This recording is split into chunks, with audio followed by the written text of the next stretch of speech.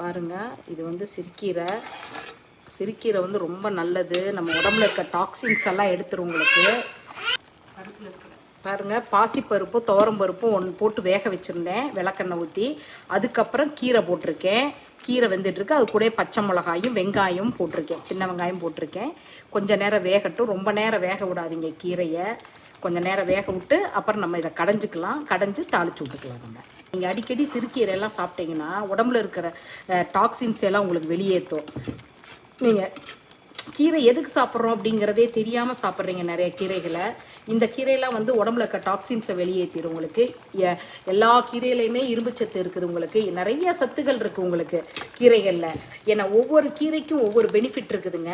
இந்த மாதிரி கீரைகளெல்லாம் வாங்கி நீங்கள் வாங்கினீங்கன்னா அடுத்த நாளே சமைச்சு சாப்பிட்ருங்க. முதல் நாளே க்ளீன் பண்ணி எடுத்து வச்சுட்டு அடுத்த நாள் சமைச்சு சாப்பிட்ருங்க. பாருங்கள், இதில் இருக்க தண்ணியை வடிச்சுக்குங்க. வடித்தா தான் நீங்கள் கடைய முடியும், இல்லைன்னா கடைய முடியாது. தண்ணியை வடிச்சிருக்கிறோம். இப்போ கீரையை நம்ம கடைய போகிறோம். பாருங்கள், உப்பு இப்போ தான் உப்பு போடணும். நீங்கள் முதல்ல உப்பு போட்டுறக்கூடாது. போட்டிங்கன்னா அது கலர் மாறிக்கும். கடையிறதுனாலும் கடைங்க, மிக்சியில் போட்டு லேசாக ஒரு ஓட்டுறதுனாலும் ஓட்டுக்குங்க. ஆனால் கடைஞ்சி சாப்பிட்டா தான் டேஸ்ட்டுங்க. கடையிற சட்டி கொத்து சட்டி இருக்குதுங்க, நான் அது இன்னொரு நாளைக்கு காட்டுறேனுங்க அந்த சட்டியை. பாருங்க, ஜீரகம், வரமிளகா, வெங்காயம், கொஞ்சம் பூண்டு போட்டிருக்கேன். நீங்கள் கீரையிலலாம் நிறைய வெங்காயம் பூண்டெல்லாம் போட்டு சாப்பிடுங்க. வெங்காயம் பூண்டெலாம் நல்லா வதக்கிட்டு போடுங்க. அப்போ தான் டேஸ்ட் வரும் உங்களுக்கு, வாசமாக இருக்கும். தண்ணி எடுத்து வச்சுருந்தோம்லங்க, அந்த தண்ணி ஊற்றுறோம். தண்ணியும் கழுவி ஊற்றிக்கிங்க. பாருங்கள், கீரை பார்த்தீங்களா பச்சை பசேர்னு. இப்போ இதில் வந்து நான் கடைசியாக ஒன்று ஆட் பண்ணுறேனுங்க.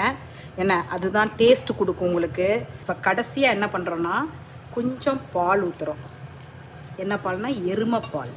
டேஸ்ட்டாக நல்லாயிருக்கும் சாப்பிட்றதுக்கு. தயிர் தான் வந்து கீரையோடு சாப்பிடக்கூடாது, பால் ஊற்றி சாப்பிட்லாம், ஒன்றும் தப்பு இல்லை.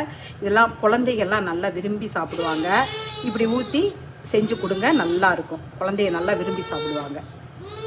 ஓகே, பைங்க. எல்லாம் சப்ஸ்கிரைப் பண்ணிக்கிட்டே இருக்கிறீங்க, சந்தோஷம். Very good. ஒன்று சொல்ல மறந்துட்டேனுங்க. மிளகாயை வந்து நீங்கள் விதையை எடுத்துகிட்டு போடணும். இங்கே பாருங்கள், விதையை எடுத்துருக்கேன் பாருங்கள்.